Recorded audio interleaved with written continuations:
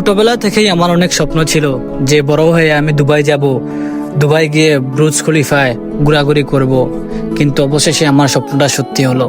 চলুন আজকে আমি আপনাদেরকে আমার দুবাই যাওয়ার জার্নিটা শেয়ার করি। দুবাই যাওয়ার জন্য প্রথমে আমি চলে আসলাম ঢাকা ইন্টারন্যাশনাল এয়ারপোর্ট।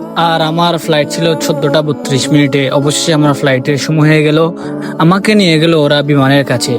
তারপর বিমানটা শু করে আকাশে উড়াল দিল। তারপর আমি চলে গেলাম তোমার ব্রুজ খলিফায়। ব্রুজ খলিফায় গিয়ে তোমার স্বর্ণের কেক এবং স্বর্ণের কোল্ড কফি অর্ডার দিলাম। তারপর একজন ওয়েটার আসলো, আমাকে ওদের মেনু কার্ড দিল, আমার কত বিল হয়েছে। আমি তো বিল দেখে অবাক, ও মাই গড, $10 মিলিয়ন আমার বিল হয়ে গেছে। তারপর আমি অনেক কান্না শুরু করলাম, আশপাশে অনেক লোক আমাকে দেখলো। তারপর দোকানের সব ওয়েটার এসে আমাকে গালিগালাজ করতেছিল, আমি তো বোকার মতো কেঁদেই যাচ্ছিলাম।